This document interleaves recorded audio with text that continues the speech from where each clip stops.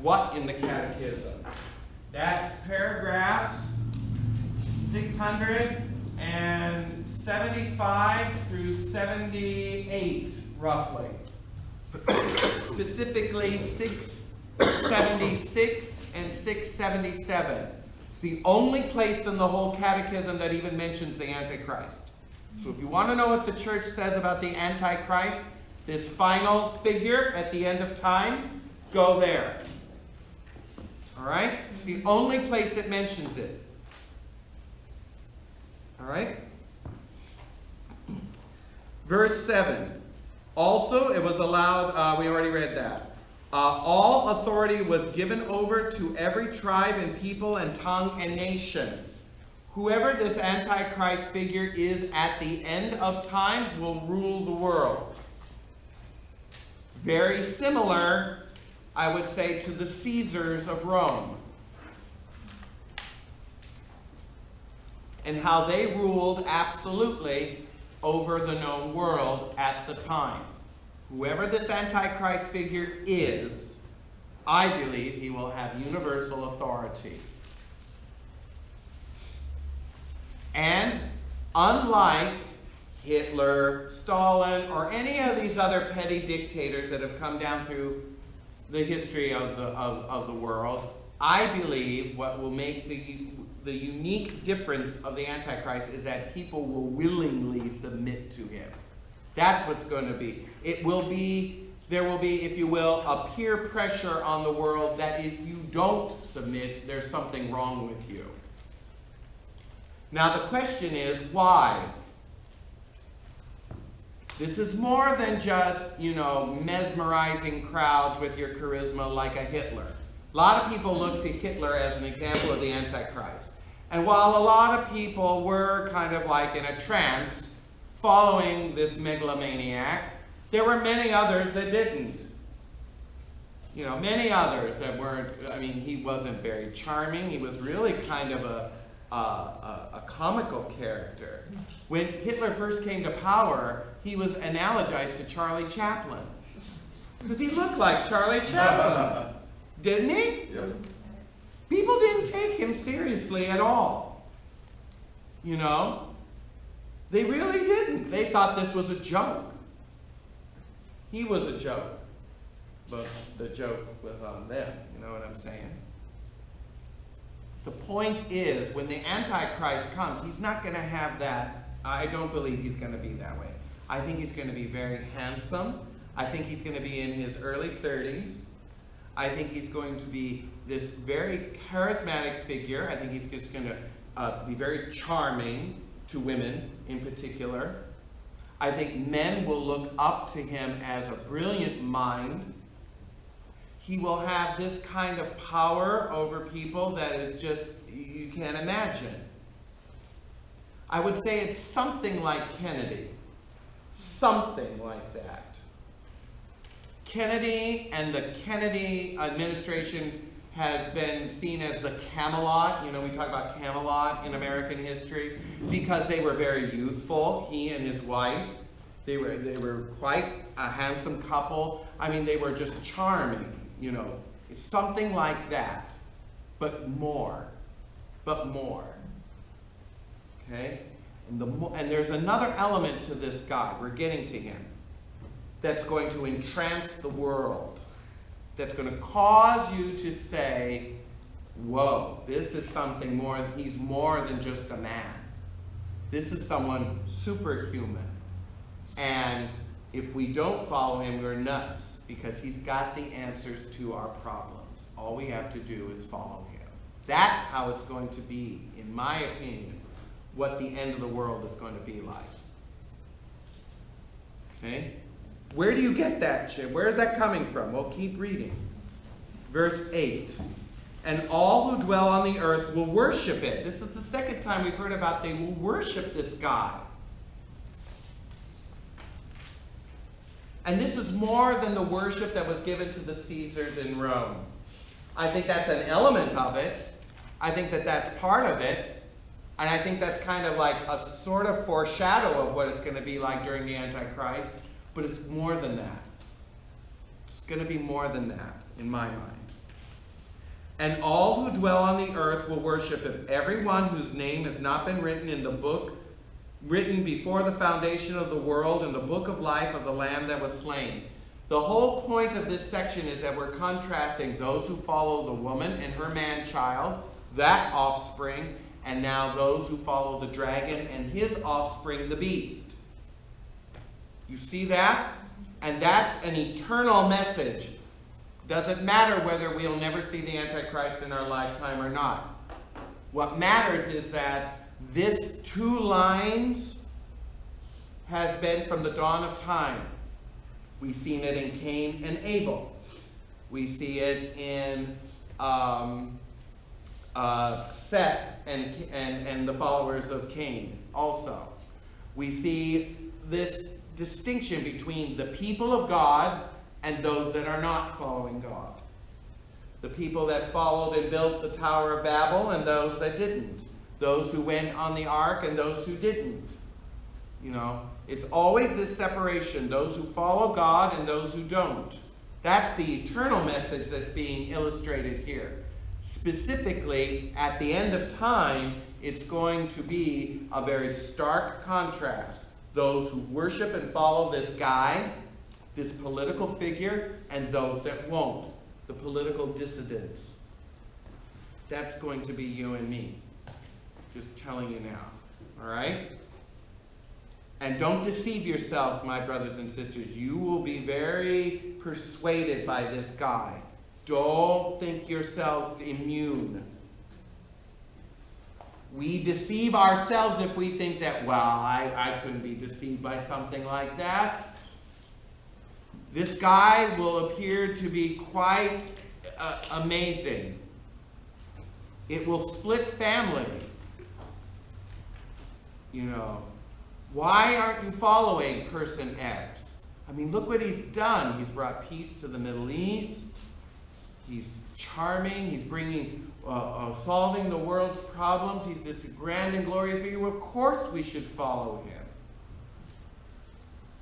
Who wouldn't? That'd be stupid not to. We've been looking for someone like this for a long time. Haven't we? No. No. No. But the world will hail him as the man of the hour. Trust me. If anyone who has ears, let him hear.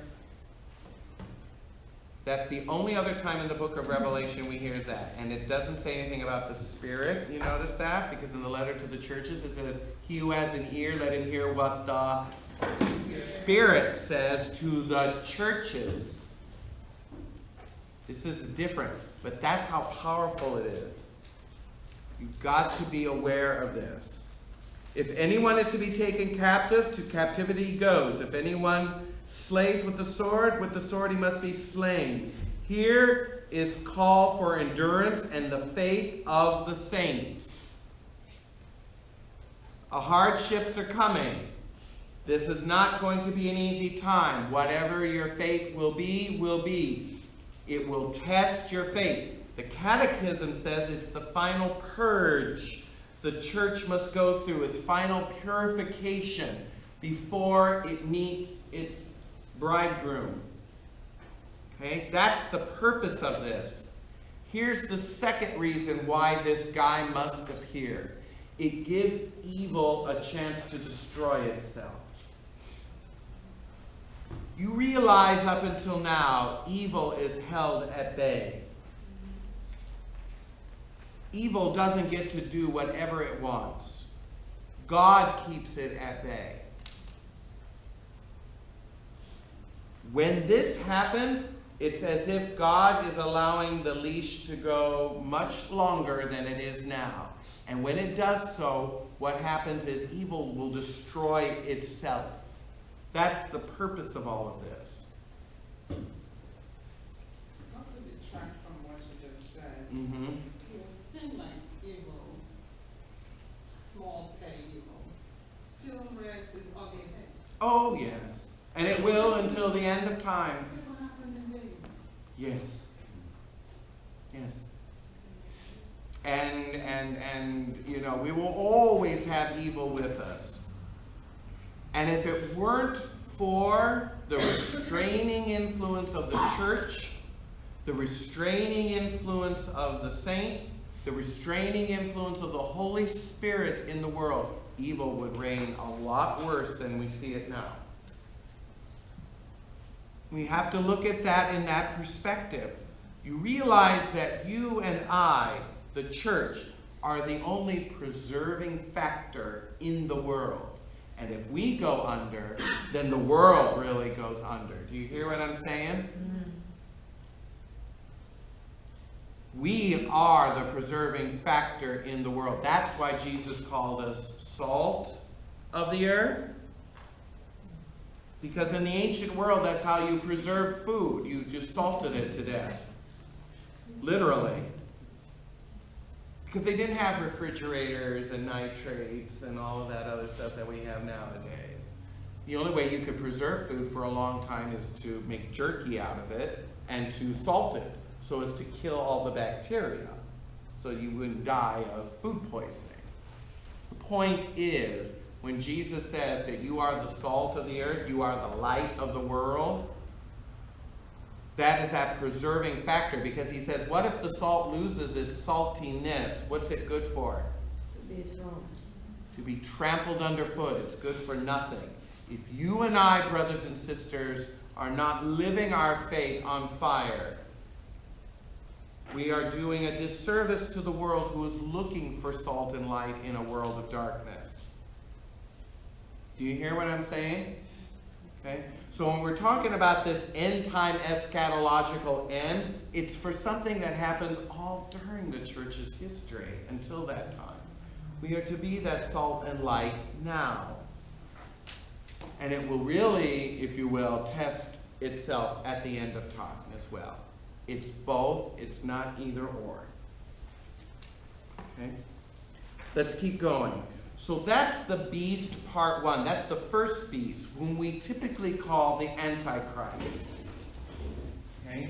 So I want to move on into the second beast, which you may not know as much about, but is also part of the dragon's seed, the serpent's seed. You following what I'm saying? Okay? So, Revelation 13, 1 through 10 is what we would typically call the Antichrist. The first beast, which comes out of the sea. And the sea represents what? Does anyone remember? What does the ocean represent that these beasts come out of?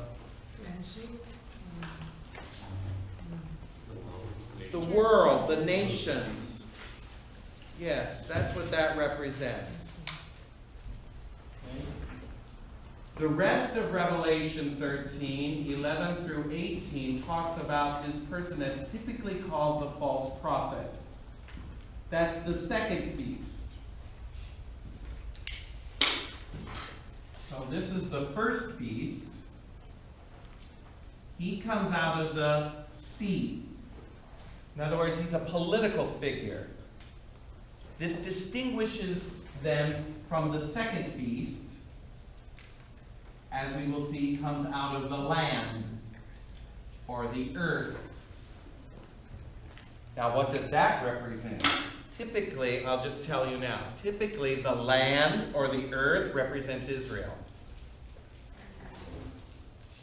as distinguished from the sea. Israel is considered the solid ground. The Gentile nations are in this turmoil and tumultuousness like an ocean of waves. That's why all of these beasts in Daniel 7 come out of the sea. But the earth, the land, that's typically referencing Israel. So does this second beast come out of Israel? Many church fathers believe yes, that whoever the false prophet is, he would be a Jew. Okay? From Israel. Because of the symbolism of the land and the sea. Now, again, it's speculation. We will never know until it actually happens. Okay? So don't put money down on this until it happens. It's just like the Moses and Elijah thing. Is it Moses and Elijah, or is it Moses and Enoch? And are they those men, or are they men in the spirit of? We won't know until it happens. So you can speculate all you want. There's good church fathers on both sides of the aisle. Take your pick and go with it. Okay? So what is this beast out of the earth? Verse 11. Then I saw another beast which rose out of the earth. Did you see that? First one came out of the sea. The second one comes out of the land. It had 2 horns like a lamb, and it spoke like a dragon. There's your clue. Why we call it the false prophet, because it's speaking, but what's he speaking like? Who's the dragon? Satan, the devil. That's very clear, Revelation 12. So it's this person who's speaking for the devil, if you will. Okay? Keep going. It exercises all the authority of the first beast in its presence. So he's sort of like a chief advisor. Okay? And makes the earth and all of its inhabitants worship the first beast, whose mortal wound was healed. Now here's the key. It, the second beast, works great signs, even making fire come down from heaven to earth in the sight of men.